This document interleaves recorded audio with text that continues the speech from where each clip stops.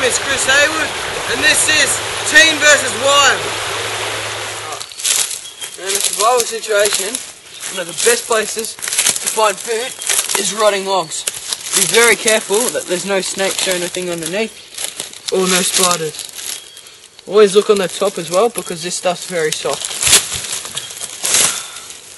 It's actually this is a mealworm, and pretty much anything like that is edible, and they don't need cooking. You can just eat them whole.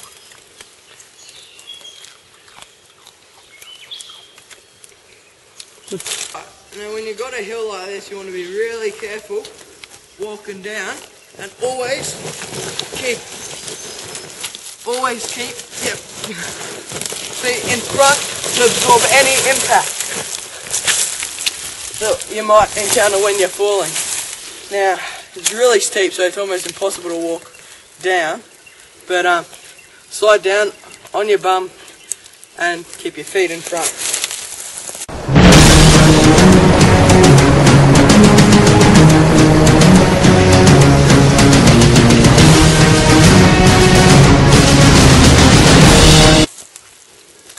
Alright, so when you need a view, we're pretty high up.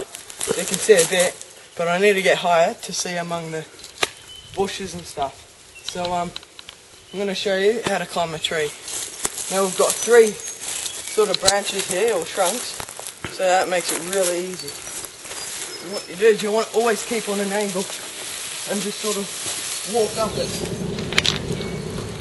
Now just down here, I've actually just found a grasshopper, and one of the easiest ways to catch them is just sneak up on them and jump on them, really.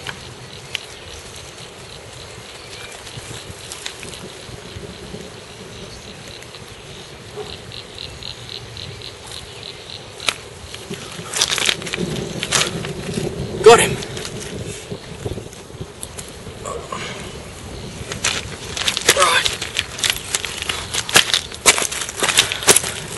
Alright, finally caught him.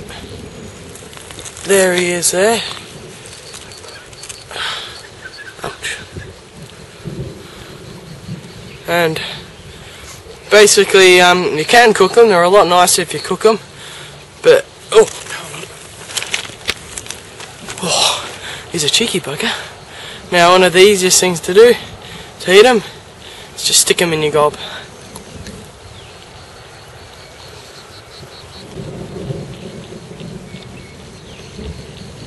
Oh.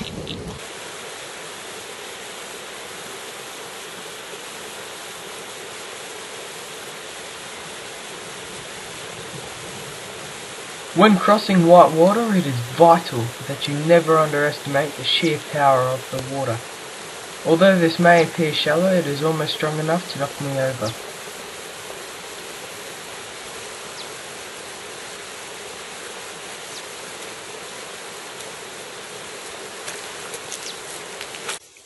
Quick.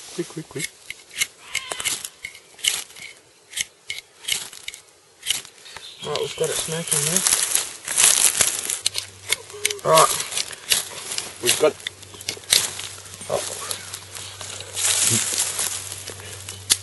We've got the fire going. All thanks to the flint and steel.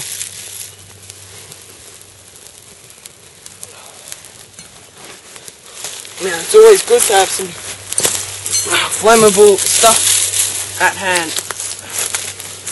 to put on the fire. Unfortunately, I didn't think that far ahead.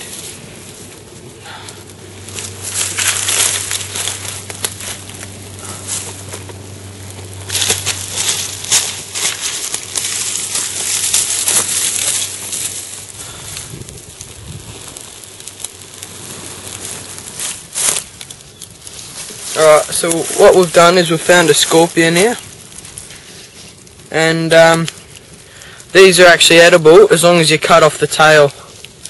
I would recommend cooking them, but if you can't cook them, then they're fine as they are. Right, so we've got him on a stick now, and what I'm just going to do is put him in the fire. He doesn't need long.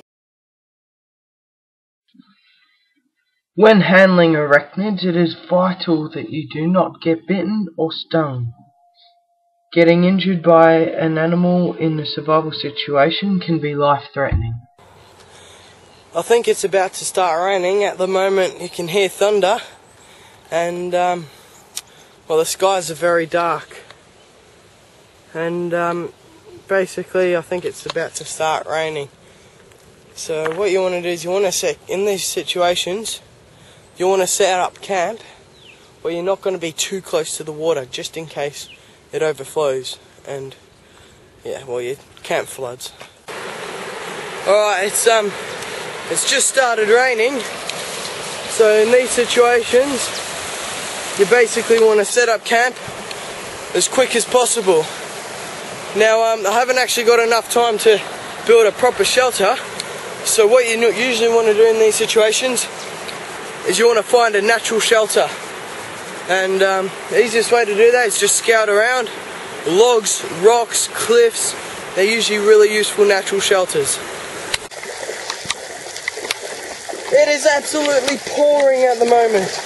The water levels are slowly getting a lot higher, and what was once an island is now nearly being covered by water. At the moment I'm absolutely saturated from the rain, and I've got to be really careful about the water levels rising, because they can rise very quickly in this sort of torrential rain. It's very hard to tell when the waters are rising. I'm just about to enter a bit of a lake here,